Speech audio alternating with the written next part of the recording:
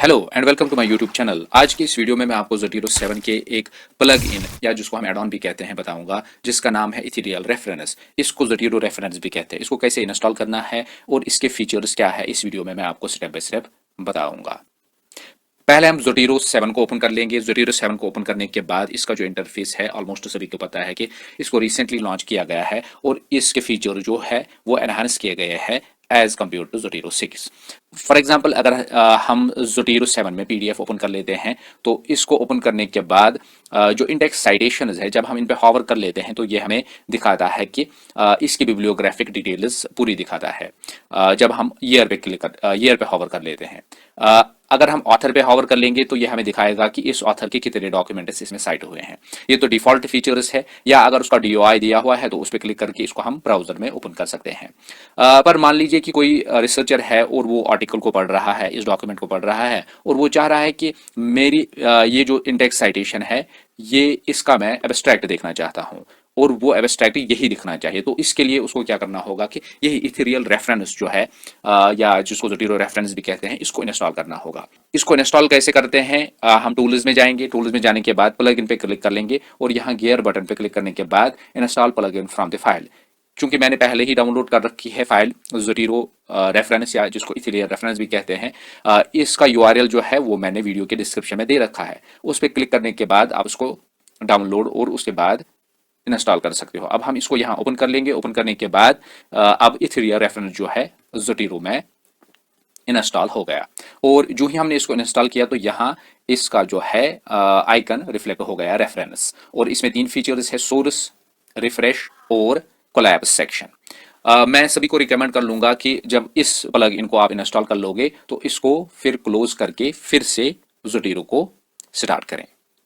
इसके बाद कोई भी पीडीएफ आप ओपन कर सकते हो। ओपन करने के बाद बाय डिफॉल्ट तो पता है हमें कि ये बिब्लियोग्राफिक डिटेल्स दिखाता है, पर हम चाहते हैं कि इसका जो है एब्स्ट्रैक्ट हमें दिखे या अदर डिटेल्स भी हम चाहते हैं, या हमारी लाइब्रेरी में ये डॉक्यूमेंट नहीं है, हम डायरेक्टली इसको यहाँ इंपोर्ट करना चाहते हैं।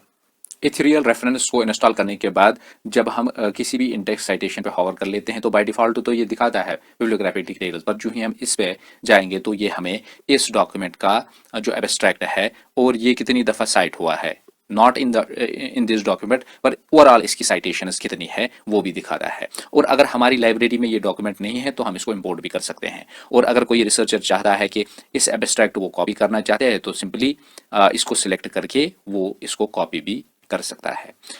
इंपोर्ट के लिए इंपोर्ट तो ज़ोटीरो करके जिस भी फोल्डर में आप इसको रखना चाहते हो, इंपोर्ट करना चाहते हो तो आप इजीली कर सकते हो। फॉर एग्जांपल टेस्ट में इसको इंपोर्ट करना चाहता हूं तो ये यहाँ आप देख सकते हो कि इसने शुरू कर दिया इसको इंपोर्ट करना इस लाइब्रेरी में।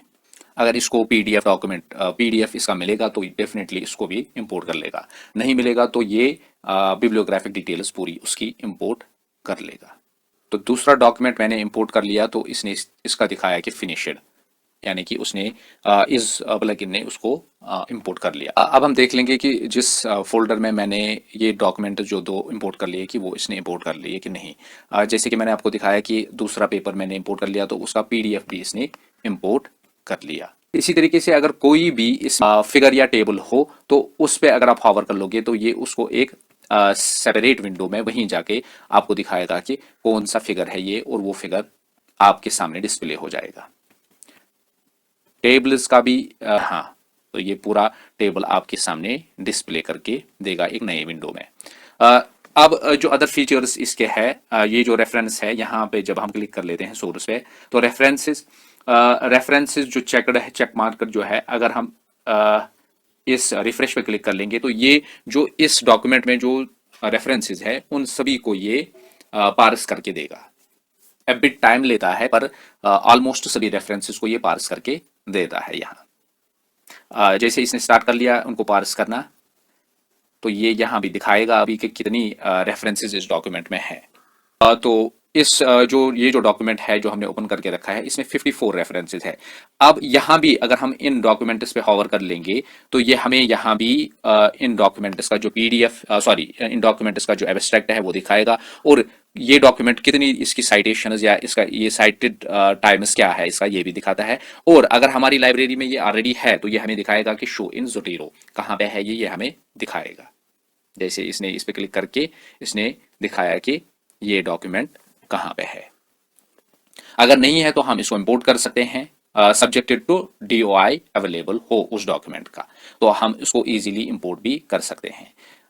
इसी तरीके से जो नेक्स्ट ऑप्शन है साइटेशंस, यानी कि ये जो डॉक्यूमेंट है जो ओपन है इसको कितनी दफा साइट किया गया है वो भी दिखाता है, और उसका एब्स्ट्रैक्ट भी ये दिखा रहा है। जैसे ये डॉक्यूमेंट अभी तक, क्योंकि ये 2024 का ही डॉक्यूमेंट हो है और इसको एक दफा साइट किया गया है और किसने साइट किया है उस पेपर की डिटेल्स भी ये दिखाता है, और उस पेपर को भी आप यहाँ इंपोर्ट कर सकते हो। इसके बाद थर्ड जो है रिलेटेड डॉक्यूमेंट्स, इस पे इसको चेक करके जब आप इसको रिफ्रेश कर लोगे तो रिलेटेड यानी कि इस डॉक्यूमेंट के रिलेटेड जो डॉक्यूमेंट्स है वो यहाँ पार्स करके ये देता है, और उनकी बिब्लियोग्राफिक डिटेल्स, उनका एब्स्ट्रैक्ट भी आप यहाँ देख सकते हो, या उनको आप अगर चाहते हो तो उनको भी इंपोर्ट कर सकते हो। तो इस तरीके से आज हमने सीख लिया कि जो इथेरियल रेफरेंस है प्लग इन, ये बहुत ही इंपॉर्टेंट एक प्लग इन रिसर्चर्स के लिए हो सकता है, उनकी प्रोडक्टिविटी एनहांस करने के लिए। होप कि ये वीडियो आपके लिए बेनिफिशियल होगा, और अभी तक आपने मेरी चैनल को सब्सक्राइब नहीं किया है, please do subscribe my YouTube channel.